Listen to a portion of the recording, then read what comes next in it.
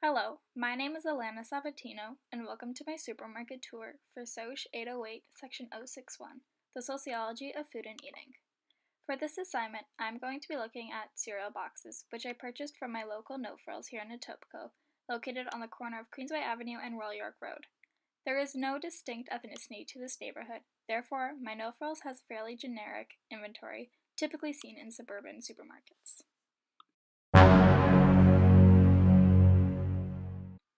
For the purpose of my analysis, I will compare and contrast two different cereals. My adult cereal is Special K Nourish, and my children's cereal is Nestle's Nesquik. Essentially, I want to find out if the advertising on the cereal box covers provides accurate information that aligns with the nutrition facts. The covers of both these boxes are vastly different, however both claim to have no artificial flavors or colors, which is why I picked these two cereal boxes.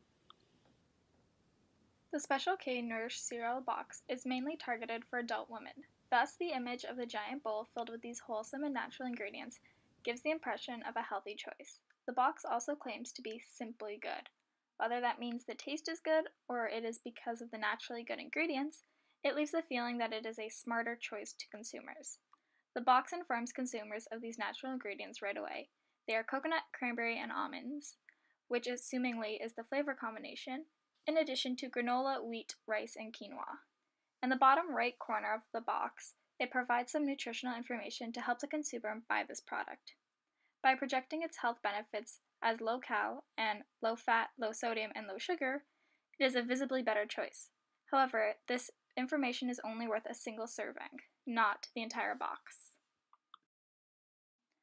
The marketing on the Nestle's Nesquik box takes a simpler approach than the Special K box, with a less is more approach.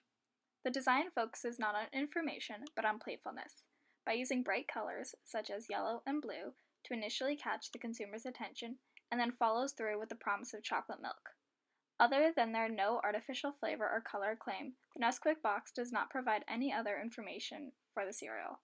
This marketing is geared more towards children who typically do not care for health benefits, merely just for good-tasting cereal. Therefore, Nestle does not need to promote their cereal brand anymore.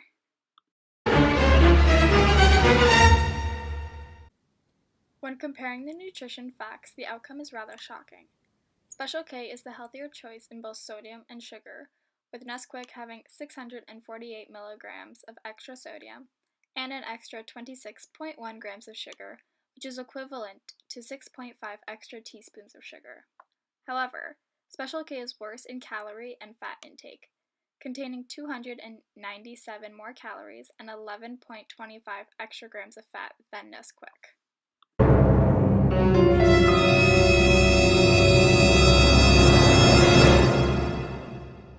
Through this analysis, I have discovered that cereal targeted towards adults is not necessarily the overall healthier option compared to children's cereal. Regardless of what information these big brand companies try to advertise on the box covers, shoppers must always do extra research into the nutritional facts of their cereal choices. Today's results show that although the children's Nesquik cereal may have more sugar and sodium, the Special K Nourish cereal trumps Nesquik in calorie count and fat. Nutritional findings such as these can be very crucial for consumers because conventionally, adult cereal brands such as Special K promote themselves as being a healthy choice cereal, and the label pushes this notion by displaying the word nourish in giant prominent lettering. Whereas society has the idea that all children's cereal is unhealthy, today's findings has put a hole in this theory. Just because one cereal may have less sugar than its competitor does not ultimately mean that it is the overall healthier choice. Special K may have less sugar than Nesquik, but it has more calories and fat. Information like this can mislead consumers into buying products on false pretenses. Consumers need to research and shop according to their dietary needs, not to what society pushes onto them. Thus, I suppose that moving forward, when shopping for cereal, consumers must be wary about the nutritional facts. They should not be wrongly persuaded simply by the packaging of the box. Consumers of cereal and other products found in the supermarkets should not fall victim to the marketing ploys demonstrated by large corporations who are advertising us healthier alternatives to our beloved food when in fact they are the same or worse.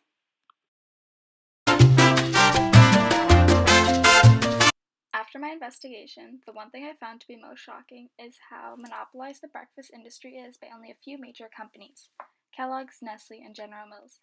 Especially Nestle, owner to Nesquik, which may lack its cereal variety, yet it makes up in the milk and coffee market. It never occurred to me before reading Chapter 5 of the Supermarket Tour by Oprah that almost everything consumers purchase, specifically breakfast foods, is owned by only a handful of different companies. Most of the cereal my family and I purchase, Special K, Mini Wheats, All Bran, and Vector, are all owned by Kellogg's. Previously, as a consumer, it did not seem important to see what brand I was purchasing. However, now going forward, I can already foreshadow that I will be much more observant when choosing my cereal. I think that this experience has challenged the existing assumptions I had prior to the investigation. Growing up, it was assumed that Special K was a healthy alternative when picking cereal. The commercials and advertisements would present adult women wearing red to reinforce their logo, eating their products, and as a result, would all feel energetic and self-confident. The Special K sold this feel-good lifestyle to their consumers, but it is not true. Their cereal is not necessarily the healthy alternative that they seem to promote, which leads me to question what other cereal brands are not following through on their promise. We, the consumers, determine the fate of these giant corporations. Through our ignorant purchasing, they make more and more money without following through on their promises. We need to stop buying based on the aesthetic appearance of cereal boxes, and we must begin shopping smarter, by observing all the information, regardless if it extends the trip to the supermarket. We must become conscious consumers, especially when it affects our health and well-being.